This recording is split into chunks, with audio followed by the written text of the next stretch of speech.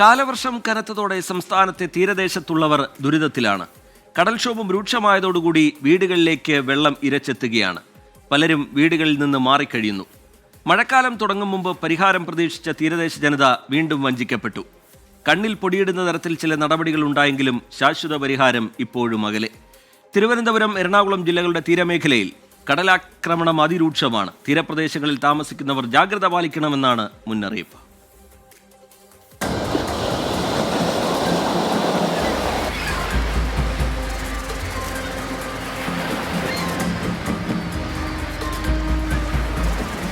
സംസ്ഥാനത്തെ വിവിധ തീരപ്രദേശങ്ങളിൽ കടലാക്രമണം വീണ്ടും രൂക്ഷമായിക്കൊണ്ടിരിക്കുകയാണ്. കാലാകാലങ്ങളായുള്ള പ്രതിസന്ധിയായിട്ട് പോലും പലയിടങ്ങളിലും കടൽ ഭിത്തി നിർമ്മാണമോ ജിയോ ബാഗിന്റെ നിർമ്മാണമോ ഇതുവരെയും പൂർത്തിയായിട്ടില്ല. ഓരോ തവണയും കടൽ ആർത്തലച്ച് വീടുകളിലേക്ക് കയറി വരുമ്പോൾ നെഞ്ചിലിപ്പോഴും ഇവർക്ക് ഭയമാണ്. ഏത് നിമിഷമാണ് ആകെയുള്ള സമ്പാദ്യമായ കിടപ്പാടം കടൽ കൊണ്ടുപോകുന്നതെന്നറിയില്ല. ഓരോ കാലവർഷക്കെടുതിയിലും ഈ ആദി ഇവർക്ക് കൂടപ്പിറപ്പാണ്. കാലവർഷം ശക്തമായതോടെ ഇത്തവണയും കടലാക്രമണവും അതിരൂക്ഷമായിരിക്കുകയാണ്. തീരദേശവാസികളിൽ വീണ്ടും ആശങ്ക വിതച്ച് കടൽ ആഞ്ഞടിക്കുകയാണ്. തിരുവനന്തപുരം ജില്ലയുടെ തീരപ്രദേശമായ വെട്ടുകാട്, ശംഖുമുഖം, കൊച്ചുതോപ്പ് മേഖലകളിലാണ് കടലാക്രമണം രൂക്ഷം. പല വീടുകളും കടലെടുത്തു കഴിഞ്ഞു. എത്ര കുടുംബങ്ങളാണ് ഇന്ന് കണ്ണീര് കുടിക്കുന്നത്? പഠിക്കുന്ന മക്കളുണ്ട്, വലിയ കോളേജിൽ പോണ മക്കളുണ്ട്, ജോലി ചെയ്യുന്ന മക്കളുണ്ട്. ഈ തീരദേശവാസികൾക്ക് 10 ലക്ഷം രൂപ തന്ന ഒരിക്കലും സർക്കാരിന് നമുക്കൊരു ഭൂമി എടുക്കാൻ പറ്റത്തില്ല.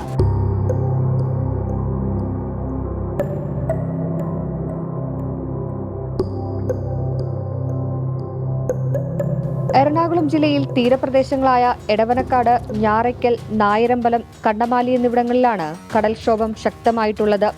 ശക്തമായ തിരമാലയിൽ വീടുകളിലടക്കം വെള്ളം കയറി.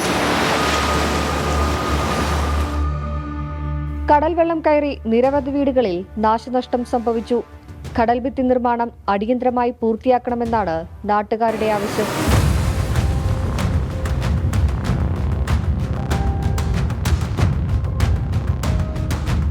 ഇത് എല്ലാ കൊല്ലവും ഇത് തന്നെയാണ് സ്ഥിതി. അവർ വന്നുകൊണ്ട് കുറച്ച് ചാക്കൊക്കെ വെച്ച് തന്നുകൊണ്ട് ഇങ്ങനെ പോകും. ഇപ്പോൾ 10-25 കൊല്ലം നമ്മുടെ ഈ സീവാളിൻ്റെ പണി നടന്നിട്ട് ഇത് ഇട്ടുകൊണ്ട് പോയ കാരണമാണ്. അല്ലെങ്കിൽ നമുക്കൊരു പേടിയില്ലായിരുന്നു. ഈ സീവാളിൻ്റെ പണി നടക്കാത്തതിൻ്റെ പേരിൽ മൊത്തം ഈ വൈപ്പിങ്കര പോയി കിടക്കുന്നു. ഈ വൈപ്പിങ്കര മൊത്തം ചെയ്യണത്, എന്നാലേ ഇവിടെ എല്ലാവരും കിടക്കാൻ പറ്റുള്ളൂ. ഓരോ ആഴ്ച കൂടുന്തോറും പ്രകൃതിക്ഷോഭം തുടർന്നുകൊണ്ടിരിക്കുകയാണ്. കഴിഞ്ഞ ആഴ്ചയും ഈ പ്രകൃതിക്ഷോഭം ഉണ്ടായിട്ട് ഇവിടെയുള്ള ആൾക്കാരും അവിടെ താമസിക്കുകയും ഈ വീട് ഉൾപ്പെടെ പല വീടുകളിലും വെള്ളം കയറി ആൾക്കാർ മാറ്റുകയാണ് ഉണ്ടായിട്ടുള്ളത്. പിന്നീട് പ്രകൃതിക്ഷോഭത്തിൻ്റെ ഒരു പരിഹാരം കണ്ടതിന് ശേഷം മാത്രമാണ് അവർ വീടുകളിലേക്ക് തിരിച്ചു വന്നിട്ടുള്ളത്. വീണ്ടും ഇത് തുടരുകയാണ്, പ്രകൃതിക്ഷോഭം തുടരുകയാണ്. അപ്പോൾ ഇതിനൊരു ശാശ്വതമായിട്ടുള്ള പരിഹാരം ഉണ്ടെങ്കിൽ മാത്രമേ ഇവർക്ക് ഇവിടെ സ്ഥിരമായിട്ട് താമസിക്കുവാനായിട്ട് സാധിക്കുകയുള്ളൂ. ഇവിടെ ബഹുഭൂരിപക്ഷം വരുന്നത് മത്സ്യത്തൊഴിലാളികളാണ്. ആ മത്സ്യത്തൊഴിലാളികൾക്ക് അവരുടെ ജീവിതമാർഗം തേടുന്നതിനാണെങ്കിലും ഇതിനെല്ലാം ഒരു ശാശ്വതമായ പരിഹാരം കണ്ടാൽ മാത്രമേ സാധിക്കുകയുള്ളൂ. കേരള തീരത്ത് നാളെ രാത്രി വരെ കടലാക്രമണത്തിനും ഉയർന്ന തിരമാലയ്ക്കും സാധ്യതയുണ്ടെന്ന് ദേശീയ സമുദ്രസ്ഥിതി ഗവേഷണ കേന്ദ്രവും മുന്നറിയിപ്പ് നൽകി. കാലങ്ങളായുള്ള തീരദേശവാസികളുടെ തീരാദുരിതമാണ് ഈ കാണുന്നത്. ഇനിയെങ്കിലും ശാശ്വത പരിഹാരത്തിന് അധികാരികൾ അതിവേഗം ഇടപെടണമെന്നാണ് ഇവിടത്തുകാർ പറയുന്നത്. ക്യാമറമാൻ വിനോദിനൊപ്പം സൂര്യശ്രീ, 24 കൊച്ചി. പൊതുജനം കഴുതയല്ല സാർ.